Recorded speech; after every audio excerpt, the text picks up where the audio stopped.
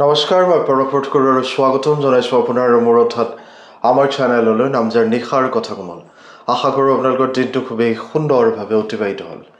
দিল্লীৰ অত্যন্ত গৰমে চৰাই আৰু জীৱ জন্তুৰ ওপৰত বেয়াকৈ প্ৰভাৱ পেলাইছে। পশু চিকিৎসক আৰু পশু উদ্ধাৰকাৰীয়ে উল্লেখ কৰিছে যে অধিক সংখ্যক জীৱ জন্তুৱে ডিহাইড্ৰেশ্যন আৰু হিট ষ্ট্ৰ'কত আক্ৰান্ত হৈছে।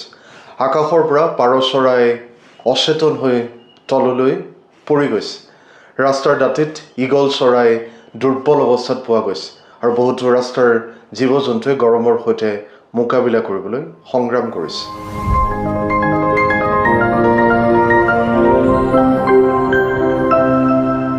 দিল্লীৰ ভয়াৱহ গৰমৰ ঢৌৰ ফলত বহু অঞ্চলত 45 ডিগ্ৰী চেলছিয়াছৰ ওপৰত উষ্ণতাই চৰাই চিৰিকটি আৰু জীৱ জন্তুৰ বাবে গুৰুতৰ সমস্যাৰ সৃষ্টি কৰিছে।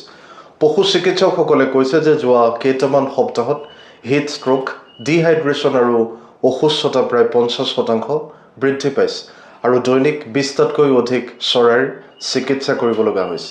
বেছিকৈ আক্ৰান্ত হৈছে পাৰ, কপৌ চৰাই, ঈগল তথা ব্লেক কাইট আৰু বহুতো চৰাই পিজন পক্স নামৰ ভাইৰাছজনিত ৰোগত আক্ৰান্ত হৈছে, যাৰ ফলত দুৰ্বলতা আৰু খাদ্য খোৱাৰ অসুবিধা হয়। বিশেষজ্ঞসকলে উল্লেখ কৰিছে যে অত্যন্ত গৰম, মানসিক চাপ, জীৱন যাপনৰ দুৰ্বল পৰিস্থিতিৰ বাবে জীৱ জন্তুৰ ক্ষেত্ৰতো এই সংক্ৰমণসমূহ অধিক সহজে বিয়পি পৰিছে। আন এটা ডাঙৰ সমস্যা হৈছে ৰাস্তাৰ জন্তু আৰু গেষ্ট্ৰ' ইণ্টেষ্টিনেল সমস্যা। দিল্লীৰ বহু সংগঠনে প্ৰচণ্ড গৰমৰ বাবে ডিহাইড্ৰেশ্যন আৰু পেটৰ সংক্ৰমণত আক্ৰান্ত ৰাস্তাৰ কুকুৰ, মেকুৰী আৰু অন্যান্য জীৱ জন্তু উদ্ধাৰ কৰিছে। বিশেষজ্ঞসকলে কৈছে যে গৰম বতৰত জাবৰ সোনকালে নষ্ট হয় আৰু ডাম্পৰ পৰা খাদ্য খোৱা জীৱ জন্তুবোৰ প্ৰায় ফুড পয়জনিং আৰু সংক্ৰমণৰ ফলত অসুস্থ হৈ পৰে। আনকি পিগ ফিভাৰৰ ঘটনাও বহুতো বাঢ়ি গৈছে। তেওঁলোকে ৰাইজক পানীৰ বাতি ৰাখিবলৈ আহ্বান জনাইছে আৰু নিজৰ চুবুৰীত জীৱ জন্তুৰ বাবে চাহযুক্ত জিৰণি ল'ব পৰা ঠাইৰ ব্যৱস্থা কৰিবলৈ আহ্বান জনাইছে। সমগ্ৰ দিল্লী NCRত চৰাইৰ বাবে এম্বুলেন্স সেৱা চলোৱা সংস্থাসমূহে উল্লেখ কৰিছে যে তেওঁলোকলৈ বৰ্তমান সময়ত প্ৰতিদিনে প্ৰায় 40টাতকৈ অধিক ফোন আহে হিট ষ্ট্ৰ'ক আৰু ডিহাইড্ৰেশ্যনত আক্ৰান্ত চৰাইক লৈ। এই উদ্ধাৰৰ গোচৰসমূহৰ ভিতৰত বৃহৎ সংখ্যক ঈগল চৰাইক লৈ।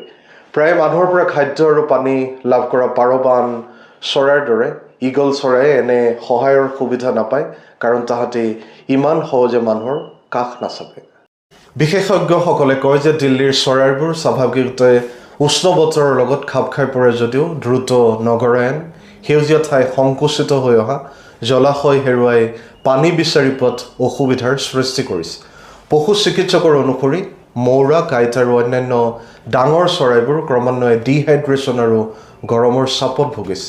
আনহাতে বহুতো ৰাজপথৰ কুকুৰ, মেকুৰী দুৰ্বল, ক্লান্ত আৰু উশাহ ল'বলৈ সংগ্ৰাম কৰিছে।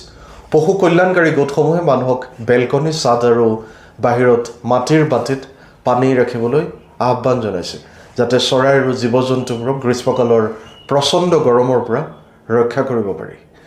এই কথাৰে আজিৰ এই খণ্ডটো সামৰিছোঁ। আশা কৰোঁ আপোনালোকে আদৰি ল'ব, লগতে আপোনালোকৰ মতামত আগবঢ়াব আৰু চেনেলটো নিশ্চয়কৈ ছাবস্ক্ৰাইব আৰু ফ'ল' কৰিব। পুনৰ লগ পাম এক নতুন আৰু আকৰ্ষণীয় বিষয়ৰ সৈতে। ভগৱানে আপোনালোক সকলোৰে মংগল কৰক। আজিলৈ আহোঁ। শুভৰাত্ৰি। ধন্যবাদ।